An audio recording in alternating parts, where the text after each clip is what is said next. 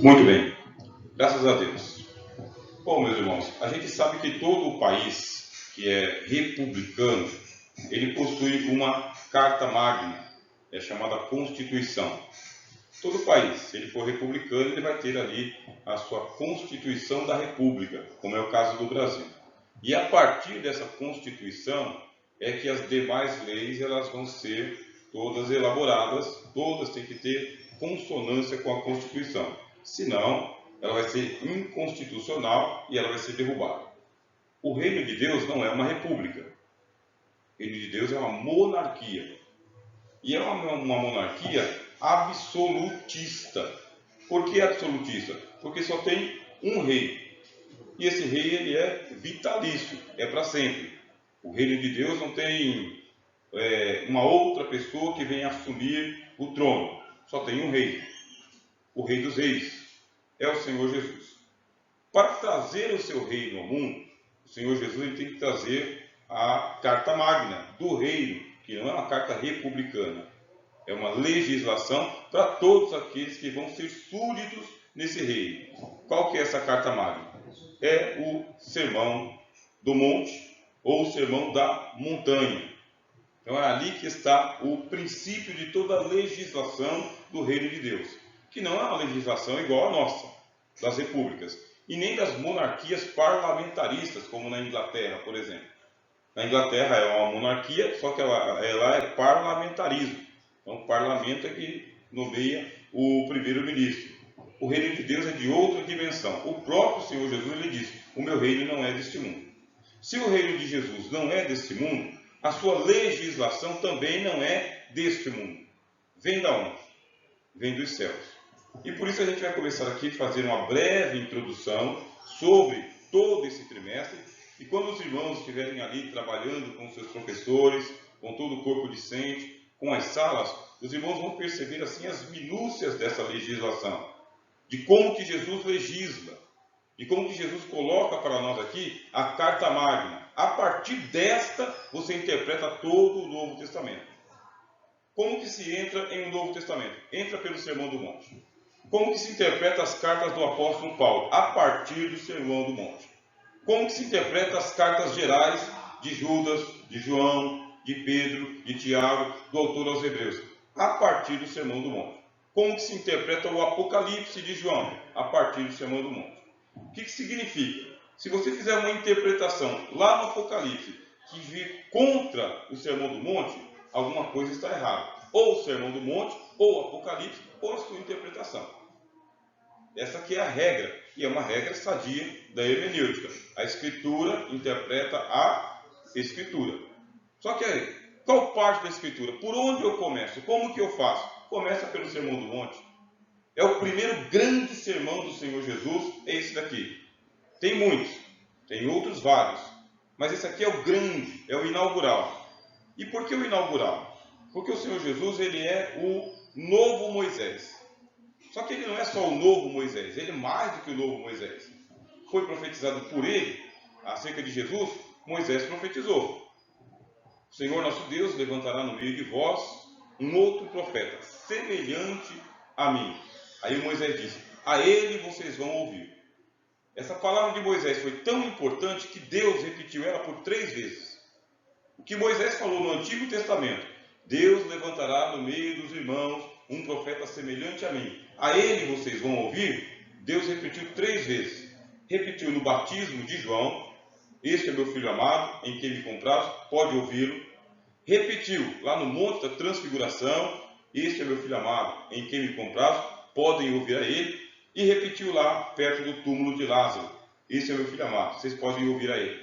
O próprio Deus está repetindo aquilo que o Moisés havia dito. É esse que vocês têm que ouvir. Aí nós vamos fazer nessa noite, meus irmãos, uma comparação justamente entre o que? Jesus e Moisés. O que Jesus disse no monte e o que o Moisés disse, não somente no monte, mas em todo o seu Pentateuco. Então nós vamos aqui começar, tá bem? Fazendo a primeira leitura de texto. Mateus, capítulo de número 5, versículo 1 e o versículo 2. Vejam que tem alguns destaques aí em vermelho ou em azul, para que a gente possa fazer a comparação. Não devemos esquecer que este Sermão do Monte, que nós estamos estudando, foi escrito por Mateus, que era judeu da gema. Ele está muito familiarizado com Moisés. O Evangelho de Mateus ele foi escrito pelo menos aí uns 15 ou 20 anos depois da ascensão de Jesus. Alguns colocam que ele foi escrito ali por volta do ano 45 e outros estendem até o ano 54. Não tem precisão na data em que o Evangelho de Mateus foi escrito. Qual que é o fato? Muitos negavam seguir Jesus porque eram seguidores de Moisés. E qual que é a finalidade do Evangelho? É mostrar que Jesus supera todos os profetas. Todos. Inclusive o próprio Moisés.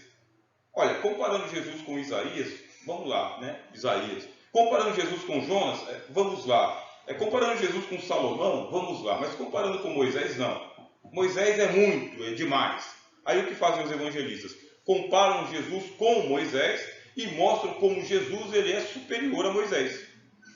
Nessa mesma linha, você vai ter a carta do autor aos Hebreus, que aí não compara Jesus só com Moisés, compara Jesus com vários personagens do Antigo Testamento, inclusive na galeria dos heróis da fé. Mostra que Jesus é o autor e consumador da fé de todo mundo que está lá sentado na galeria para ver Jesus correndo, na frente de todo mundo. Vocês já leram bem lá a galeria dos heróis da fé em Hebreus capítulo 11, né? Pela fé, pela fé, pela fé. Ali é uma galeria. No capítulo 12, o autor coloca Jesus correndo e a galeria está na galeria, vendo Jesus correndo e apontando para Jesus e mostrando, olha firmemente para Jesus que quem correr como ele está sendo assistido por uma tão grande nuvem de testemunha, torcendo para que vocês alcancem a coroa. Essa é a interpretação. O autor dos Hebreus compara Jesus não só com Moisés, mas com todos os heróis do Velho Testamento e mostra que ele é superior. É um grande desafio apresentar Jesus ao mundo.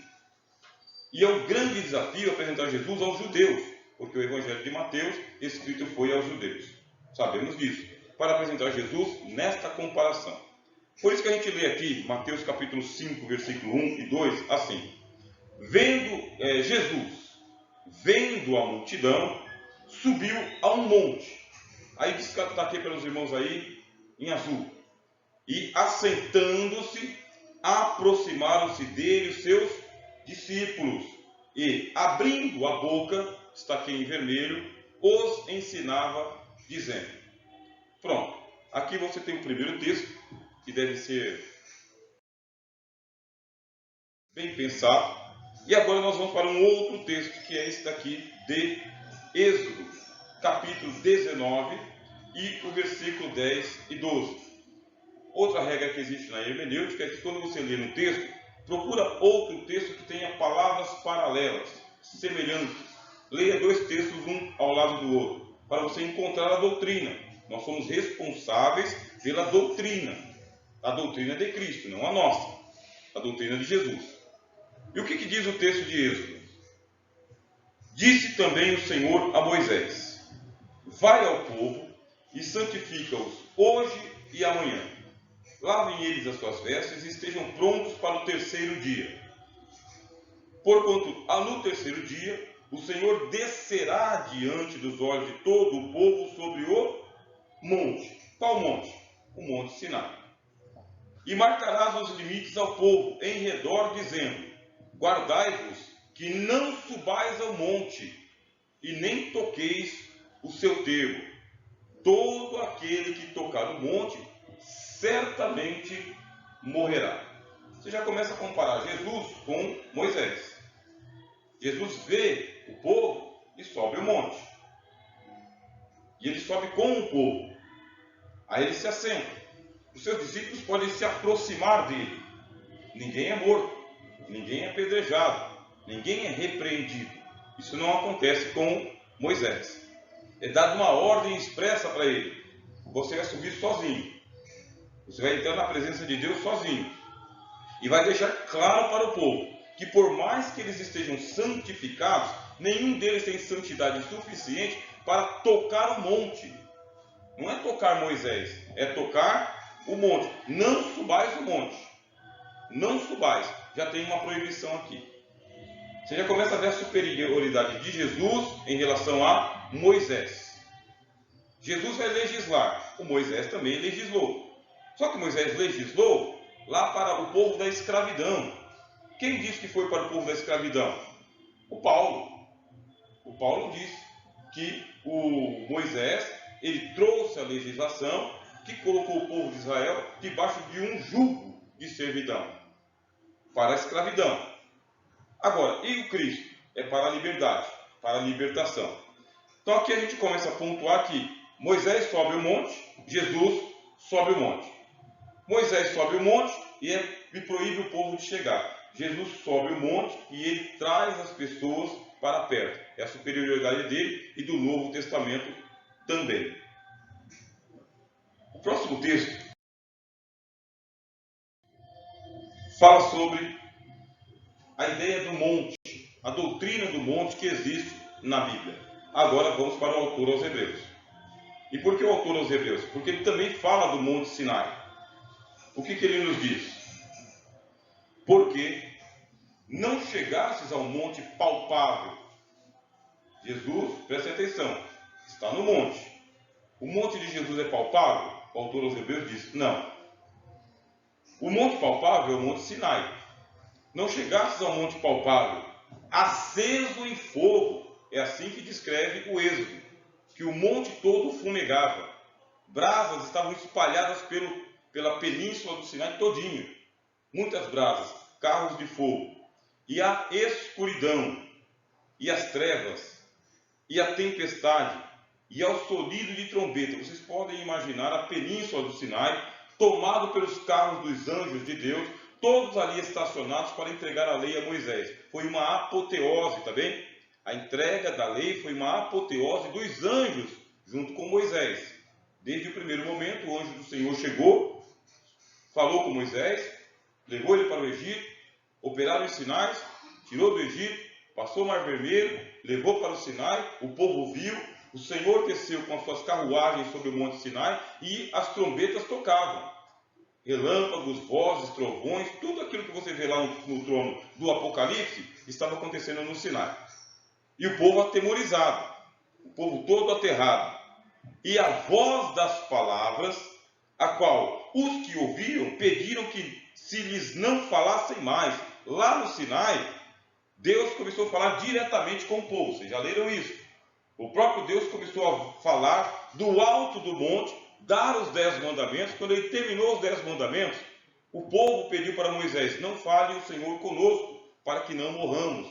Sobe você, Moisés, e Deus fale com você e você nos transmita as palavras de Deus. O autor aos Hebreus está citando, nós somos do Novo Testamento. Nós não somos da lei. Nós não somos de Moisés. Nós não estamos nas páginas empoeiradas antes do Evangelho. Nós estamos aqui, pisando o Novo Testamento. A cidade santa, é o que ele diz aqui. Por quê que eles pediram? Porque não podiam suportar o que lhes mandava. O que estava sendo dito? Se até um animal tocar o monte, não é nem tocar em Deus, irmãos. Se um animal chegar e tocar o monte, será apedrejado. Apedreja esse animal. E o pessoal ficou ali, à espreita. Qualquer animal que ultrapassar aqui, a gente apedreja. Taca pedra. Essa é a velha aliança. E tão terrível era a visão. O autor dos Hebreus diz que tudo é visão. Era uma visão, meus irmãos. Dá para entender esse texto? Os irmãos conseguem entender esse texto? Era uma visão de Moisés. Ou Moisés estava vendo. Que Moisés disse, estou todo assombrado e tremendo. Eu preciso apresentar um Novo Testamento. Eu preciso trazer um Novo Testamento. E todo o povo que está ouvindo até a vinda de Jesus, a lei, também fica atemorizado. Porque a lei ela vai subjugando a consciência das pessoas com mandamentos, leis e ordenanças. E para piorar, meus irmãos, ainda havia o livro das tradições dos antigos nos dias de Jesus até os dias de hoje. Que livro da tradição que está falando ali? Quando Jesus disse, ouvistes que foi dito aos antigos. Qual o livro que o Senhor Jesus está citando? Ele está citando o Talmud dos judeus. O que é o Talmud? É o livro das tradições. É onde os sábios de Israel vão escrevendo as suas doutrinas e comentando Moisés, comentando a lei. Aí surge o Talmud. Tem um Talmud que é palestinense, foi feito ali na Judéia, foi feito na Palestina, e tem um Talmud babilônico que foi feito pelos exilados para a Babilônia.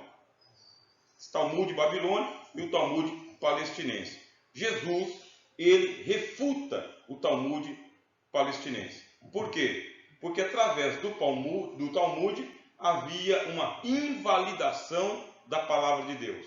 A tradição dos antigos, a tradição dos anciãos, a tradição do Talmud invalidava a palavra de Deus. Jesus cita o mandamento de honrarás o teu pai e a tua mãe. Mas o que diz o Talmud? Se isso for Corban, não precisa honrar pai e mãe. O que vem a ser o Corban? Era mesmo um comentário, tá bem? Sobre ofertas. Sobre ofertas, eles chamam de oferendas, a gente chama de ofertas, eles chamam de oferendas. Se você consagrar uma oferenda para Deus, você tem que entregar de qualquer maneira. Se o pai e a mãe estiver ali adoecido e você tiver necessidade de usar esse dinheiro de última hora, deixa morrer. Você não pode desonrar a Deus para honrar esse mandamento de pai e mãe. E o Senhor Jesus falou, assim, invalidais a palavra de Deus pela vossa tradição. A mesma coisa lá em Mateus capítulo 15, com o negócio de lavar as mãos, lavar os copos, lavar as camas. A mesma coisa lá quando os discípulos estavam colhendo espigas de milho. Não podiam colher as espigas. Por quê? Porque era sábado. Uma interpretação errada das Escrituras, principalmente sobre o sábado. Aí eu pergunto aos irmãos, precisa ou não precisa ser corrigido o erro de interpretação da Bíblia? Precisa, meus irmãos. O erro tem que ser corrigido. O apóstolo Paulo lembra a gente o seguinte, olha, um pouquinho de fermento leveda a massa toda. No Sermão do Monte, Jesus fala, guardai-vos do fermento dos fariseus. Que fermento? A interpretação errada da lei, a doutrina dos fariseus, que gerava homens 2 vezes mais merecedor do inferno do que o descrente. Se fosse verdadeira a teoria do quinto dos infernos, que não é, a Bíblia não fala isso, mas se fosse verdadeiro, quem fosse convertido por um fariseu ia para o quinto. E o ímpio, que nunca ouviu falar da lei, ficaria no primeiro ou no segundo. Ser discípulo de fariseu era pior do que ser o próprio fariseu. Ser discípulo de fariseu era pior do que ser descrente.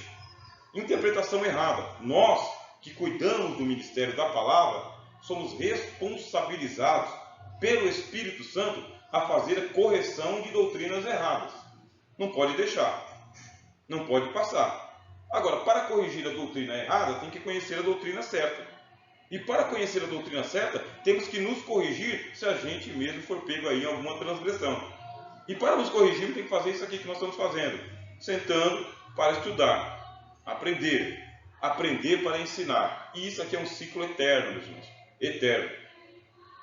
No Sermão do Monte, Jesus fala, se algum de vocês aqui, superintendentes ou professores da escola dominical, pegar um dos mandamentos e você descumprir esse mandamento, e assim você ensinar aos homens, desonrando esse mandamento, estou já parafraseando, você é o menor no reino dos céus. Literalmente, quem violar um desses pequenos mandamentos aqui é o menor no reino dos céus.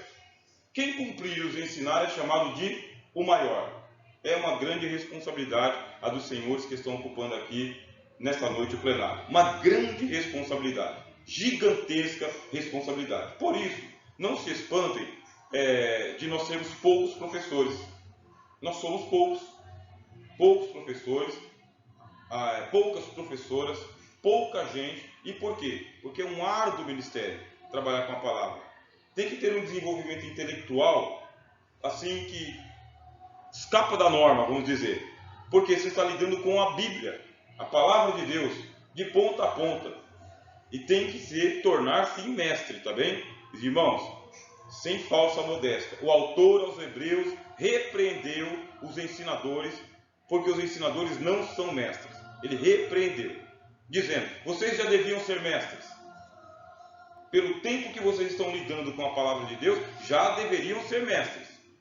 Mas não. Vejo que tem um monte de gente aqui que ainda se alimenta de leite. Por quê? Porque não é experimentado na palavra. Assim, somos repreendidos pelo autor aos Hebreus. E não só o autor aos Hebreus repreende quem mexe com a palavra, como o próprio Senhor Jesus repreende os mestres. Jesus, o autor aos Hebreus, repreendeu os professores. E Jesus repreendeu os mestres. Como que ele repreendeu? Tu és mestre em Israel e não sabes estas coisas? Falo de coisas terrestres e não crestes. Como será se eu abrir o céu para te explicar as coisas celestiais? Falou de Nicodemos. Assim, esta cadeira está mais pesada nesta noite do que vocês possam imaginar. Não tem só 60, 70, 80, 85 quilos, 75 quilos. Tem um peso nessa cadeira aí que excede a capacidade desse estofado. É muito peso que está sobre os ombros dos senhores nesta noite, estar aqui. E nós vamos responder por isso diante de Deus. E vamos responder de cabeça erguida, com humildade, com simplicidade, e vamos dizer: Senhor, aqui estão os 2 talentos que o Senhor me entregou. Eu multipliquei para 2, aí está com 4. Porque aqui não tem ninguém enterrando talentos. Amém? Verdade? Amém. Moisés estava tremendo. Quem ouvia Moisés tinha que tremer também. O autor aos Hebreus diz: quanto a nós, chegastes ao monte Sião, não o monte Sinai da lei de Moisés, monte Sião, a cidade do Deus vivo. Deus não estava lá morando no monte Sinai. Lá não é a cidade do Deus vivo. O monte Sião é a cidade do Deus vivo. A Jerusalém celestial. Aquele Sinai não é Jerusalém. Essa daqui é celestial.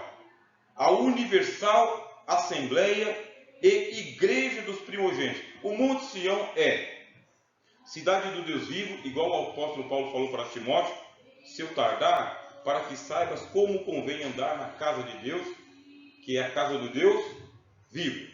Aqui é a cidade do Deus vivo. Aqui é a universal assembleia dos santos. Aqui é o lugar onde Deus está. Aqui é onde acontece o juízo de todos nós. Todos nós que estamos aqui já passamos pelo juízo final. Os senhores sabem disso, os senhores sabem disso. Nós não temos nada a ver mais com o juízo final. Já passamos pelo juízo final. Quando? Quando você cantou o hino 15. Quando a espada da lei estava pegando você, você foi lá e se escondeu na cruz de Jesus. Não é isso? Então a cruz de Jesus é o juízo final para todo crente. Passou da morte para a vida, não entra em condenação. O problema dos pecados do Senhor já está todo resolvido. Todos os pecados do Senhor estão todos perdoados, porque já passaram pelo juízo final. Não tem preocupação de ir para o inferno, de perder esse momento aqui. Está resolvido. Se o problema da salvação já está resolvido, o que nós temos que fazer? Produzir os frutos do reino de Deus. É o que nós temos que fazer. Trabalhar, despreocupados, produzir boas obras, não para a salvação. Porque para a salvação já foi produzido. Mas por quê? Porque nós já estamos salvos. É por causa que nós já estamos salvos. São frutos de salvos. Assim, chegamos ao juízo de tudo, aos espíritos dos justos aperfeiçoados e a Jesus. Está vendo Jesus aqui no Monte Sião? Ele subindo o monte. Lá no Antigo Testamento não pode tocar no monte, porque ali é o Monte Sinai. Mas no Novo Testamento, se apenas eu tocar na orla das tuas vestes, eu serei curado. Eu posso tocar no monte. Eu posso me assentar no monte. Eu posso ouvir a sua voz saindo diretamente da sua boca. Não preciso de Moisés. Eu não preciso desse mediador. Eu posso ouvir Jesus diretamente. O autor dos Hebreus diz: vocês chegaram. Vocês estão no Monte Sião. Vocês estão na igreja. Vocês estão na Jerusalém Celestial. Os espíritos dos justos nessa igreja estão aperfeiçoados. Tem alguma doutrina da perfeição no Sermão do Monte? Tem. 5,48 de Mateus. Tudo que Jesus está dizendo aqui, ele vai arrematar e vai dizer o seguinte: sede, pois, perfeito. Como que é, Senhor? Seja perfeito. Não, Senhor, eu sou pecador. Espera aí, lê a Bíblia de novo. Eu vou falar. Você está ouvindo direto de Jesus. Seja perfeito. Mas eu sou tão fraquinho, Jesus. Em momento nenhum Jesus fala, faça aí profissão da sua fraqueza. Não tem. Pelo menos o tempo que eu tenho lido Bíblia, nunca vi Jesus falando, endossando a doutrina dos fracos na fé. Tem? Não tem, meus irmãos. Não tem. Tem essa doutrina. Seja depois perfeitos. Mas perfeito como, Senhor? Como o vosso Pai. O modelo da sua perfeição é Deus. Não é muita coisa? Não é muita coisa. Depois que você ouviu o sermão da montanha, você está sendo aperfeiçoado. Existe uma doutrina da perfeição que começa com Jesus e passa pela Bíblia inteira. Pela Bíblia inteira. Os santos estão perfeitos diante de Deus. Porque se os senhores não estiverem perfeitos, vocês são cabrito com defeito. Pata quebrada, olho furado, perna ruim. E aí, se você for um cabrito com defeito, o que diz a lei do cabrito com defeito? Não serve para ser oferecido. Não serve para ser oferecido.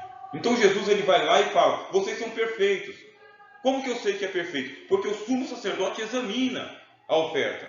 E ele fala, essa pode ir para o altar, essa aqui volta lá para o seu rebanho, essa aqui não pode não. Quem que é o sumo sacerdote da nossa fé? Jesus. Então Jesus ele passa aqui, cabrito por cabrito, ovelha por ovelha, e vê, está perfeito, pode servir. Está perfeito, pode servir. Está perfeito, pode servir. É por isso que ele pode dizer o seguinte, vós já estáis limpos pela palavra que vos tenho falado. Vocês estão limpos, vocês estão santificados, justificados, nome escrito no livro da vida, chamados para o ministério que é do ensino da palavra de Deus. E o ensino ele começa a ser ensinado aqui, ó, no Monte Sião. Então ele é colocado nesse nível, senhores. Irmãs, ele é colocado neste nível, o Evangelho. E o Sinai? Aqui embaixo. O Sinai está aqui embaixo. O Sião está aqui em cima. O Sinai está aqui com Moisés. O Sião está aqui com Jesus. No Sinai, tudo escuro, tudo amedrontado. No Sião, não. Livro da vida, nomes escritos nos céus. É o que disse o Senhor Jesus. Vocês creem? Eu creio. Amém. Com essa ousadia que nós ministramos a palavra de Deus, não de nós mesmos. Não é pela nossa sapiência, né? Nosso poder, nossa virtude. Nós ensinamos com a virtude da ousadia que a palavra de Deus nos dá. Quando você tem certeza da doutrina, da ortodoxia, de que o ensino é este, você ensina com ousadia. Você não tem medo, você não dá um passo atrás. A gente não fica na escola dominical debatendo ideias para ver qual doutrina é correta e qual doutrina está errada. Na escola dominical não é esse o caráter. A escola dominical ela é escola bíblica, meus irmãos. E nem para ver quem sabe mais e quem sabe menos. Nem para fazer essa competição aqui, acadêmica, sabe mais ou sabe menos. É um ensino bíblico, ortodoxo, seguro. Nós temos o embasamento da nossa casa publicadora, mas tem ali ainda o dom do Espírito Santo na vida dos senhores, das senhoras. Para quê? Para ter certeza que nós estamos no Monte Sião e não no Monte Sinai. Esse trimestre é do Monte Sião. O ensino é aqui. Então o que você vai fazer? Você não vai subir sozinho o Monte Sião. Você percebe que você está subindo muito e os irmãos estão ficando para trás, estão ficando para baixo, não acompanham o raciocínio, está abandonando a escola dominical, não está entendendo o seu ensinamento, você desce e traz os discípulos para cima. E o ensinamento é no pé do ouvido, ele se assenta. Então você sabe que quando a gente se assenta, só ouve quem está mais próximo ali. Aí um tem que ir transmitindo para o outro. Esse é o caráter do ensino da escola dominical. Por isso a divisão de sala em sala, com o pouco número de alunos que a gente tem, ou muito número de alunos que a gente tem, todo mundo tem que ser alcançado. Se alguém não estiver ali no monte com você, traz para perto. Traz para perto deste ensino que nós vamos ver aqui. Já estou abrindo para interação. Está bem, meus irmãos? Estou acompanhando o relógio ali para a gente abrir para as interações. Veja só a comparação que nós temos aqui entre Jesus e Moisés. Quem vai fazer essa comparação? João Batista, tá bem? Esse texto aqui é o testemunho de João Batista. Você tem o João Evangelista, que escreveu o Evangelho, e João Batista, que é citado por João Evangelista. Esta fala é de João Batista. Quando você está lendo, dá a impressão que é o João Evangelista. Mas aí você vai lá, usa as regras da hermenêutica, vai devagar. Se o texto for truncado, você tem que ler e reler muitas vezes, porque é truncado. Se não tiver certeza, não dá para passar adiante. tem que estudar de novo. Esse é o cuidado que o mestre na palavra de Deus tem. E esse título mestre, meus irmãos, não é ostentação, é uma obrigação. É um peso. Na tabela do apóstolo Paulo, os doutores são colocados ali no piso. Vocês viram, né? Vocês sabem que lá em Efésios capítulo 4, esse ministério aqui dos professores aparece. Não com o nome de professores, mas com o nome de doutores. Eu me chamo professor. Eu me vejo como professor. A base, né? É o que a gente pensa, professor. Aí Jesus fala, professor, não tem esse dom de professor, tem dom de doutor. Mas doutor não é aquele que tem PhD? Não, no reino de Deus é um dom. Primeiramente, apóstolos, depois profetas, depois evangelistas, depois pastores e quem fica no degrau mais pesado, no rodapé? Nós, doutores. Esses doutores, que nós chamamos de professores, esses doutores aqui, eles são um rodapé. É aquele que todo mundo chuta ali. Então você está limpando lá no chão, você bate o rodo, você bate a vassoura, é onde ficam os cantinhos ali. Mas se não tiver o rodapé, você não tem o primeiro, segundo, terceiro e quarto degrau. Por isso não cabe nariz empinado. Por isso não cabe nariz empinado. O que a Bíblia está dizendo? É apóstolo, tem que passar pela escola. É profeta, tem que passar pela escola. É evangelista, tem que passar pela escola. É pastor, tem que passar pela escola. Por quê? A escola dominical sempre foi a porta de entrada para o ministério. Aí, entrou pela porta chamada escola dominical, não pode ser abandonado mais. Pelo menos por bondade e graça de Deus, pastor Lissimar. Eu fui chamado pelo Senhor Jesus pela escola dominical. Me apresentaram a escola dominical em 94, e olha aqui, 2022, sempre na escola dominical. E o senhor? Também. O senhor também? Também. O senhor é aluno da escola dominical? Sou aluno Desde? Eu sou aluno da escola desde 82. Desde 82. Já me venceu. Quem aqui quer vencer o pastor Lucimar? É o veterano, o senhor? Desde quando? Quanto? Desde 7 anos. Que ano que é esses 7 anos? 1900 e quanto? 43 anos atrás. Hã? Tem 50 anos. 50 anos? 43 anos. Não quer dizer. Ganhou de mim. Ganhou, né? Ganhou, porque 82 foi o ano que eu me converti, já comecei pela Então isso aqui é veterano na escola dominical, desde os 7 anos. Aí depois eu pergunto, você já é mestre? Oi? Vocês já são mestres? Aí você vai fazer para eles. Tem que ser. O autor aos Hebreus diz, tem que ser. Tem prova, hein? Tem prova? Estava com ele lá, naquele tempo? Já era o pastor dele? Foi o professor dele? Está vendo, né? Então a escola dominical não pode, meus irmãos, ser uma escola vazia. Quando que a escola dominical ela vai se esvaziando? Aí é um fórum que os senhores vão abrir. Tem alguns fatores que esvaziam a escola dominical. E um dos fatores é falta de preparo do professor ou da professora que está ali. Outro dos fatores é a própria improbidade do superintendente. Está tanto tempo ali que se acostumou com alguns irmãos e está bom assim. Então, percentualmente, seria mais ou menos assim. Nós temos cerca de 30% das igrejas que são frequentadores da escola dominical. É um percentual. Se a igreja tem 100 membros, 30 pessoas são frequentes na escola dominical. Frequentes. É um percentual. Se abaixou desses 30%, algum trabalho precisa ser feito. Não pode ser diminuído. Por quê? Porque no Sermão do Monte tinha um monte de gente perto de Jesus. Não é? O ensino é bom. O ensinador é bom.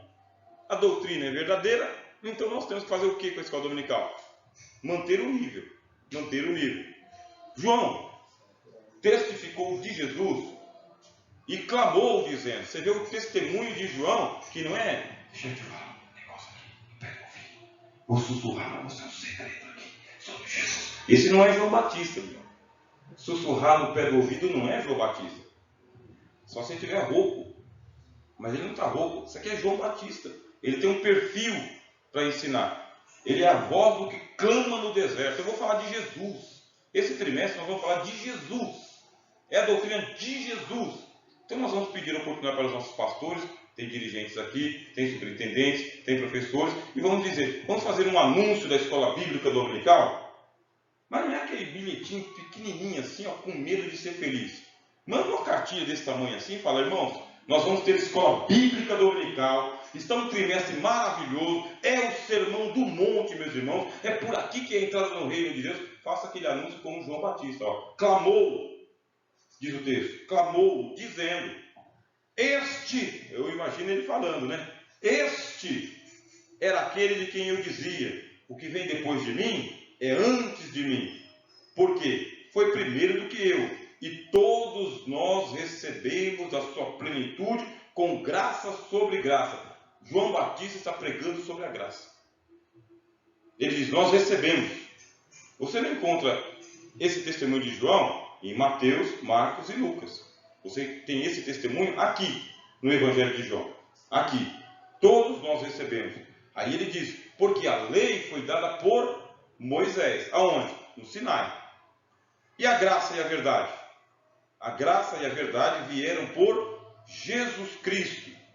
Deus nunca foi visto por alguém. Ué, mas o Moisés não viu Deus? Não viu. Não viu Deus. Aí você está com um nó na garganta agora. Por quê? Porque lá no Velho Testamento diz que ele via Deus face a face. Via ou não via? O Evangelho diz: não. Não via. O Filho unigênito que está no seio do Pai, este o fez conhecer. Quando você sobe o Monte Sião, que é acima do Monte Sinai, os ensinamentos começam a ficar mais claros. Mais enigmáticos, mas mais claros. É no Monte Sião, meus irmãos. Tem tanta coisa que eu quero saber e não sei. Está no Monte Sinai. Está além do Velho Testamento.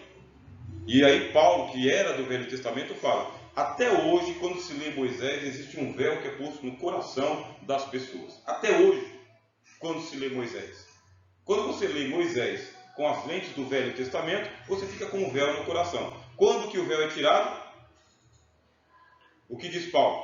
Quando que o véu é tirado? Quando se converte a Cristo. Quando você se converte a Cristo, o seu entendimento é aberto. Os seus olhos, eles são iluminados. Você sai do Sinai e você vem para o Sião. Agora você vai ver Deus. Moisés viu Deus? Não. Por quê? Faltou ali ele ver Jesus. Justamente o que Jesus falou para Nicodemos, né? És mestre e não sabes essas coisas. Tem que nascer de novo para ver o reino pelo lado de dentro.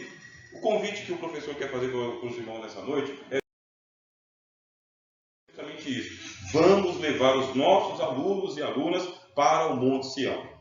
Vamos levá-los para o Evangelho. Vamos levar ali para ficar perto de Jesus durante o capítulo 5, 6 e 7 de Mateus. Façam eles chegarem no Monte Sião. Façam eles tocarem a palavra da vida, como disse João na primeira carta. Nós tocamos a palavra da vida e ninguém morreu. Ninguém foi apedrejado. Não, a mulher tinha um fluxo de sangue e foi curada. Ele tocou nos olhos do cego e ele viu. Ele tocou no esquife do morto e nem no morto ele tocou. O menino ressuscitou. Então você pode tocar na palavra da vida. Se a gente ensinar os nossos irmãos e irmãs nas nossas salas de escola dominical de que nós não podemos ficar distantes de Jesus como se estivéssemos no Velho Testamento, muito mais pessoas vão chegar à escola dominical. Irmãos, a escola dominical ela tem que ter uma boa fama na congregação de que está acontecendo coisas na escola dominical. E essas coisas que eu falo é justamente os milagres, sinais, prodígios, cura, restauração de vidas. Muita gente chegando. A escola dominical ela veio para ficar. Já tentaram fazer de tudo para tirar e extinguir a escola dominical. Está sendo revigorada, revitalizada. E nós fazemos parte desse momento. A semente está nas nossas mãos, mas não é mais uma semente, já é uma árvore frondosa. Se é árvore frondosa, poda e valado e fertilizante. Tem que dar fruto, bastante fruto. Vocês querem falar alguma coisa? Eu vou já abrir a interação. Na minha programação é 8h15, tá? Para abrir a interação com todo o plenário. Tá bom? Está escrito aqui em João capítulo 1, 14. O Verbo se fez carne e habitou entre nós. E vimos a sua glória. Mas não é aquela glória do Sinai? Não, não é aquela glória do Sinai. Que glória que é? Do Sião. Nós vimos a sua glória. Como que nós vimos a sua glória? Como a glória do unigênito do Pai, cheio de graça e de verdade. o mesmo que nós acabamos de ler, nós lemos aqui que nós vimos a sua glória cheia de graça e verdade, foi citado por João Batista. Se é assim, cheio de graça e de verdade, nós temos que também transmitir o Sermão da Montanha no mesmo espírito, cheio de graça e de verdade. Vamos ver um pouquinho de exemplo. Aqui é um exemplo, tá bem? Um assunto controverso que vai surgir na escola bíblica dominical. Vai surgir, existem pessoas que têm só uma noção sobre esse tema, com essa noção fazem uma doutrina, e dessa doutrina sacrificam inocentes. Sacrificam inocentes. Então, por que nós estamos trazendo aqui nessa noite? Justamente para pegar o nó górdio. Nó górdio é aquele que ninguém desata. A lenda diz que quando o Alexandre chegou, que ele encontrou o nó górdio, ele tentou desatar. Porque a lenda dizia, quem desatar o nó górdio vai se transformar no próximo imperador do mundo, rei do mundo.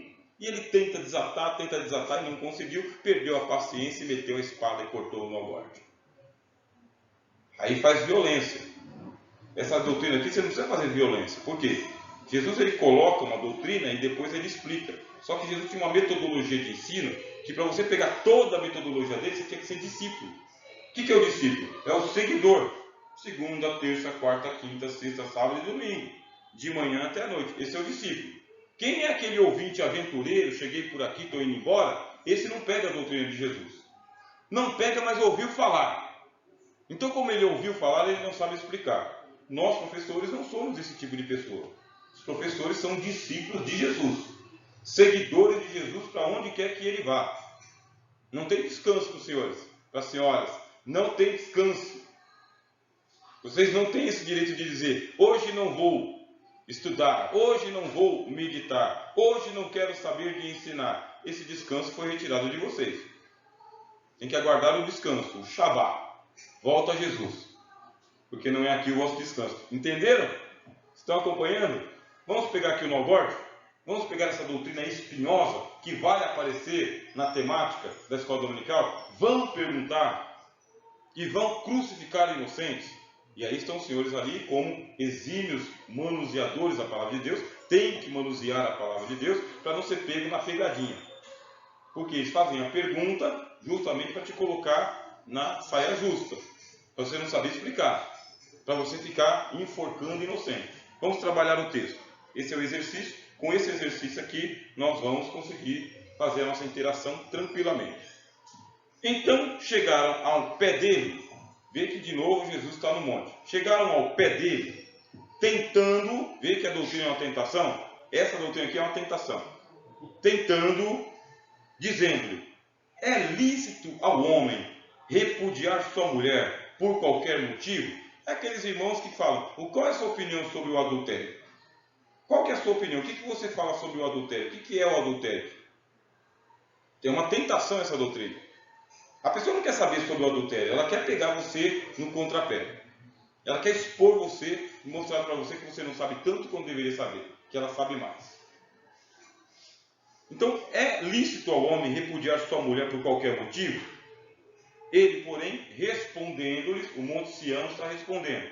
Lá no Monte Sinai tinha um mandamento, aqui o Monte Sião está respondendo. Não tendes lido que no princípio, citando Moisés, está vendo citando Moisés? Ele está interpretando Moisés corretamente. Não tendes lido que no princípio, lá no Gênesis, o Criador fez macho e fêmea e disse, portanto deixará o homem, pai e mãe, se unirá à sua mulher e serão dois uma só carne? Está escrito assim? Está escrito. Assim, não são mais dois, mas uma só carne. Jesus arremata dizendo, portanto, o que Deus ajuntou, não separe o homem. Aí eles citam Moisés para Jesus. Jesus cita Moisés para eles, só isso, sem polêmica, só o texto bíblico, sem entrar em detalhes. Eles citam Moisés de volta. Eles querem encrenca. Tem gente que quer encrenca, irmão. E aí está lá você, ensinando sobre o que Jesus disse, que a gente vai colocar o texto para os irmãos aqui do monte, do monte, tá? Sermão do monte. Disseram-lhes eles, então, ó, pegaram o mestre, então, por que mandou Moisés, sabe aquele negócio que é maior do que Moisés? Por que mandou Moisés dar-lhe carta de divórcio e repudiá-la? Então, e disse-lhes ele, Jesus, Moisés, por causa da dureza do vosso coração, vos permitiu repudiar a sua mulher. Fez uma emenda constitucional. Uma emenda, ele fez uma emenda. E Jesus falou dessa emenda. Não se coloca pano novo, como que é? Me ajudem. Remendo novo em pano velho. Você não pega o Novo Testamento para poder remendar o Velho Testamento. Porque o Novo Testamento é tão forte que ele arrebenta com esses mandamentos do Antigo Testamento e a ruptura fica ainda maior. Por que que Moisés permitiu? Ele fez uma emenda na Constituição, uma emenda no Sinai. Não tinha essa brecha. Eu vos digo, porém, já que vocês chamaram o Senhor Jesus para a discussão, vocês querem mesmo saber quem que é o mestre? Quem domina a doutrina? Certa vez o Senhor já deve ter passado por isso, eu passei uma vez por isso, numa escola bíblica dominical, em que um irmão que não era aluno apareceu. Ele não era aluno, mas ele apareceu. E ele tinha fama de encrenqueiro. Eu não sabia. Os irmãos que sabiam, eu não sabia. Aí eu estou ali ministrando, daqui a pouco ele pegou um pé de galinha, sabe como o macumbeiro faz? Pegou um pé de galinha e trouxe. Aí eu respondi, na tranquilidade, sem saber que ele era um encrenqueiro. Quando eu terminei, ele falou, mas o irmão esqueceu disso, e quis dominar a escola dominical. Quis dominar os demais irmãos ali. Aí naquela hora eu falei, eu já discerni, né? Isso aqui é encrenca pura. Isso aqui não veio para ensinar nada. Isso aqui não veio para aprender, não. Ele veio para poder transtornar o ambiente. Aí eu peguei e falei, ô meu irmão, não, calma. Irmão, calma. Deixa eu falar para o irmão. Olha, é assim. Aí eu comecei a citar, no texto tal, no texto assim, no contexto assim, de acordo com o grego assim. Aí ele foi puxando o freio de mão. O senhor entendeu? Não foi ostentação de conhecimento, meus irmãos. É porque naquele caso, aquilo dali era um encrenqueiro, meu irmão. Então o apóstolo Paulo ele fala o seguinte, olha, esses que são contradizentes, você tem que ter autoridade. E para ter autoridade, você tem que ter o conhecimento das Escrituras, junto com o dom do Espírito Santo. Nunca mais voltou. Foi lá baixar em outro terreno. Né? Então essas pessoas que são contradizentes, a gente tem que tratar à altura do que ela chamou. Mas aí você tem que ter esse domínio das Escrituras. Disse-lhe ele, Moisés, por causa da dureza do vosso coração, vos permitiu repudiar a vossa mulher. Mas no princípio não foi assim. Eu vos digo, porém, já que vocês querem saber, eu vou corrigir o Talmud de vocês, a interpretação falsa de vocês. Qualquer que repudiar sua mulher, não sendo por causa de prostituição, só tem um adendo aqui, se for por causa de prostituição, aí justifica. Não sendo por causa de prostituição, e casar com outra, comete adultério. Porque tinha aquele negócio de achar um defeito na mulher e trocar a de 50 por duas de 25. Era permitida a poligamia entre eles. Permitindo a poligamia, essa mulher está me dando muito despesa aqui, eu repudio ela, acuso ela de uma coisa feia qualquer, e aí pega uma mais nova. E o pior é que o divórcio é ato de repúdio ainda, né? Oi? Pior que o divórcio, a carta de divórcio é uma carta de repúdio ainda. É pior ainda, né? Isso. Isso que Jesus falou, né? Elas são sinônimos, né? Já que... É o equivalente mesmo à certidão, tá? De divórcio. Aí diz, e o que casar com a repudiada também comete adultério. Vão citar esse texto para você. E por que vão citar esse texto para você? Porque nós temos casos de irmãos e irmãs que já estão em uma segunda união conjugal em plena comunhão com a igreja. Estão. E vão citar esse texto para dizer que tem gente em pecado na igreja. Que canta, que oferta, que dizima, que prega, etc, etc e tal. Citar esse texto. e vão pegar você aqui no contrapé. Como faz? Que Jesus disse, não disse? Não está escrito? Se alguém repudiar a sua mulher e casar-se com outra e não tiver tido ali um caso de infidelidade conjugal, prostituição, está em adultério e a carta de divórcio não adianta de nada. Fez isso com má intenção, dureza de coração. Aí você precisa usar a Bíblia toda. Leva a turma lá para o Monte Sião, leva o pessoal lá para cima, onde está todo mundo bem pertinho de Jesus, e lê esse texto. Não escapa, não foge da briga, não. E não falsifica a palavra de Deus. Não faz de conta que não está escrito, não. Você não precisa disso, eu não preciso disso, nenhum de nós precisa disso. Então fica com a Bíblia e a Bíblia vai ajudar a gente a esclarecer. Lá, Jesus vai diretamente no mandamento. Ouvistes que foi dito aos antigos: não cometerás adultério. Não está escrito lá no mandamento? Lá no Sinai? Não adulterarás? Está escrito. Eu, porém, vos digo, vocês veem o paralelo com o que a gente acabou de ler? Eu, porém, vos digo, já que vocês querem saber, eu, porém, vos digo, aqui é a mesma repetição, a regra da hermenêutica, passagens paralelas, uma com a outra. Eu, porém, vos digo que qualquer, hein? Aí não escapa um, qualquer que atentar numa mulher para a cobiçar, já em seu coração cometeu adultério com ela. Geralmente, o perguntador crítico, ele está naquela situação que ele está acusando o outro. Geralmente é assim. Alguma coisa. Esse ato aí. Oi? Ou até mesmo quem está cobiçando. Tá nesse ato cobiçando, é o cobiçador. O apóstolo Judas fala o seguinte: essas pessoas são sensuais. Eles andam nas igrejas por aí, até o jeito que eles tocam assim para dar parte do Senhor para as irmãs é suspeito. Esquisito. Sabe? Estranho. Aí o apóstolo Judas fala: não é estranho não, eles são sensuais e não têm o espírito. Eles são assim mesmo. Eles são aliciadores de mulheres carregadas de pecados, diz a Bíblia. No coração está cheio de adultério. Só que não faz de conta. Aí quando coloca assim, ó, qualquer, aí já começa a escantear aquele que quer fazer a confusão. Porque o texto está te autorizando. A autoridade não vem do professor, irmão. A autoridade vem do texto bíblico. O texto bíblico tem autoridade. Então quando você cita o texto, a autoridade que está no texto já vai desmontar o contradizente, se surgir, tá, irmãos? Se não surgir, não surgiu. Aí diz: já em seu coração cometeu adultério com ela. Aí Cristo coloca um portanto. O portanto aqui é para dizer, como que a gente vai tratar o caso do adultério desse irmão? Porque aqui está apontando para o homem, vocês perceberam? Porque quem atenta numa mulher não é o homem. Atenta numa mulher para a cobiçar, hein? Aí diz o apóstolo Tiago o quê? Qual que é a origem do pecado de acordo com o apóstolo Tiago?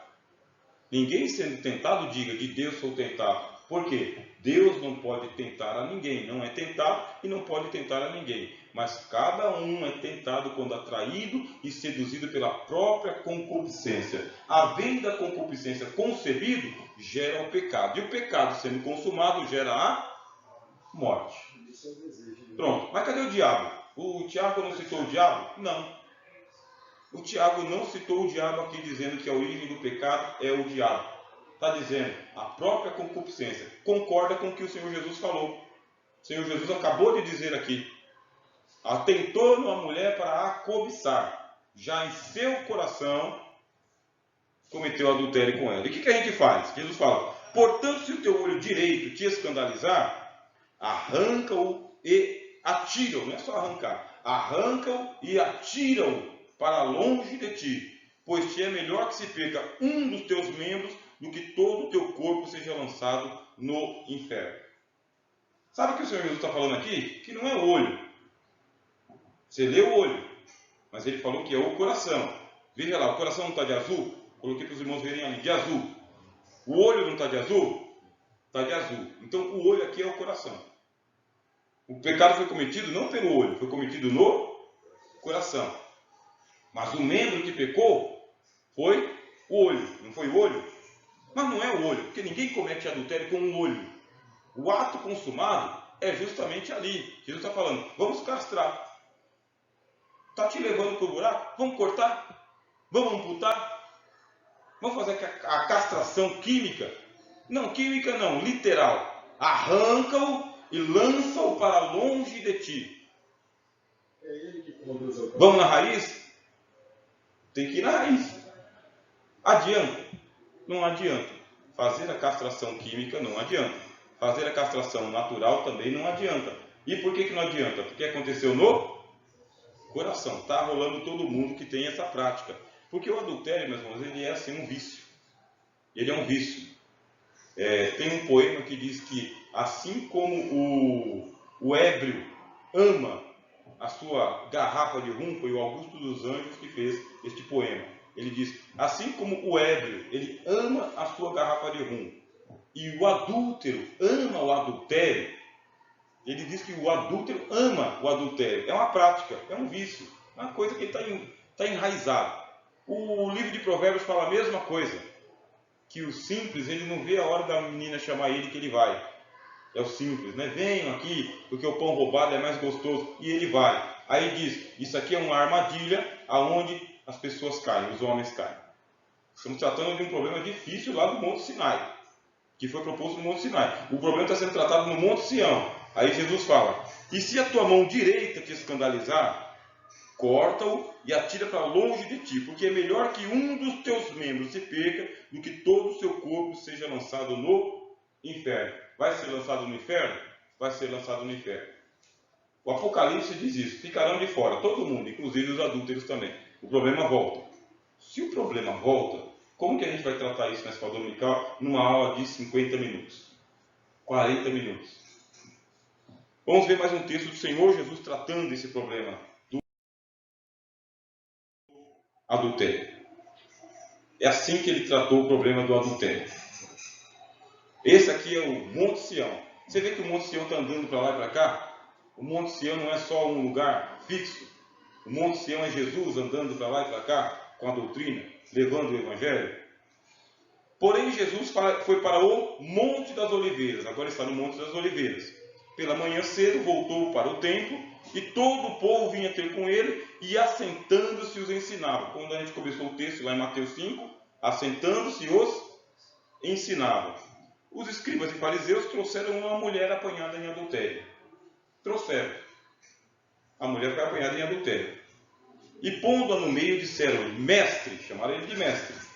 Esta mulher foi apanhada no próprio ato, adulterando. E na lei nos mandou Moisés, citando Moisés, que as tais sejam apedrejadas. Tu, pois, o que dizes? Chegou a hora de legislar. Ou a gente legisla com o Monte Sinai, ou legisla com o Monte Sião. Ou fica com Moisés e manda apedrejar essas pessoas que estão neste ato, ou a gente resolve. E como que a igreja resolve? Como que Jesus resolveu? 10 minutos? Obrigado, pastor Fernando. Como que a gente resolve? Isto diziam, tentando, viu que o assunto do adultério é tentação para o professor resolver? Chegaram daquela vez e tentaram. Chegaram de novo e tentaram. Isso diziam e tentando para que tivessem do que o acusar. Mas Jesus, inclinando-se, escrevia com o dedo na terra, da onde todo mundo saiu. É humilhando mesmo. Eu vou escrever no coração. É o que diz o profeta. Eu vou escrever a lei agora no coração. Não vai ser mais na pedra, não. Vai ser no coração. Estou escrevendo na terra, no coração. Como que ele escreve? E como insistissem, perguntando-lhe, endireitou-se, né? Porque o professor tem que ficar endireitado, tem que olhar no olho. Tem que olhar para o aluno, que perguntar à aluna. Às vezes pode ser só uma dúvida, às vezes pode ser realmente uma curiosidade, às vezes pode ser uma necessidade, porque está envolvido numa situação assim, sendo atraído, seduzido. Tem gente assim. Mas vindo para a escola dominical, tem também. Frequentadores de escola dominical, frequentadores de culto de doutrina, frequentadores de círculo de oração, frequentadores de ensaio de jovens, frequentadores de ensaio de irmãs, frequentadores de púlpito. Tem assim, meu irmão. Está tudo quanto é lado. O diabo, vosso adversário, anda de redor buscando a quem possa tragar. A coisa está aí. Vamos fugir do assunto? Deixa para tratar depois? Não, se endireita e dá a resposta de Jesus. Aquele que dentre vós está sem este pecado, aqui esse isso é o professor que está colocando, porque o contexto permite colocar isso aqui, o contexto, tá bem? Quem dentre vós está sem este pecado, porque eu acabei de dizer ali atrás, que qualquer de vós que no coração cobiçar uma mulher para possuir, já cometeu adultério. Aí Jesus fala, qualquer de vós aqui que não cometeu esse pecado dessa mulher que foi apanhada aqui no ato adulterando, qualquer um, seja o primeiro que atire a pedra contra ela. O engraçado é que direcionaram a ela, né? Que fala assim, a tal aí. Mas e para eles? O homem que participou junto com ela, né? Aí Jesus voltou para eles. Voltou para eles porque lá no Sermão do Monte diz assim, toma cuidado para vocês não ficarem coando mosquitos e engolindo camelos. Toma cuidado, não faça isso. Não faça isso. Vocês estão tratando de problema tão insignificante e os grandões vocês não conseguem tratar. Toma cuidado, a gente não está aqui para isso. Como que é? Toma cuidado para você não ficar tomando conta da trave, do cisco do olho do seu irmão e não enxergar o seu próprio problema. O que é o cisco, meus irmãos? O cisco no olho do irmão é o adultério dele. Ele lá se envolvendo lá, quase caindo, ou se já caiu. Isso é cisco. E qual que é o problema nosso aqui? É o nosso adultério. É o nosso coração. Por quê? Porque não tem só adultério no coração. Para a gente encerrar a nossa aula dessa noite e passar aqui para não extrapolar, nós vamos aqui para perguntas e respostas. Vou facultar ao nosso pastor para que ele esteja interagindo conosco aqui. Vamos abrir aqui Mateus capítulo 15. E tornando a inclinar-se, voltou a escrever no coração de todo mundo. Depois que eu percebo que aquilo que... Isso aqui é o Monte Sião, tá, irmãos? Monte Sião é assim. É para dizer, a maior preocupação hoje é a trave no seu olho. E não o cisco no olho do outro. A maior preocupação hoje é que você se veja, como diz o texto da Santa Ceia. Examine-se, pois o homem é a si mesmo. A maior preocupação é que você não seja reprovado por aquilo que você aprova. Que você não venha ser condenado por aquilo que você ensina. Cuida de ti mesmo e da doutrina, para que todos os que te ouvirem deem graças a Deus. Se preserve. Vamos ler aqui Mateus capítulo 15. O Senhor Jesus falando sobre o coração, meus irmãos. Coração. Versículo 19. 15 e 19. Porque do coração procedem os maus pensamentos. Mau pensamento é pecado. Não é. Mau pensamento é pecado? De que categoria de pecado que é? É da mesma categoria, está na mesma tabela, meu irmão. Sabe aquela mesma tabela? Está na mesma tabela. O que falou não adulterarás, também disse, não terás maus pensamentos no teu coração. A lei de Cristo é uma só. Mau pensamento é pecado? Sim. Cristo fala, versículo 19, do coração procedem os maus pensamentos, mortes, adultérios, que é o pecado que a gente está tratando aqui. Você vê que adultério e morte é colocado na mesma tabela? Na mesma linha, inclusive? Não adulterei, mas matei. Matei, mas não adulterei. É pecado. Da mesma categoria. Vai para o mesmo lugar. Prostituição. Tem um monte de tipo de prostituição.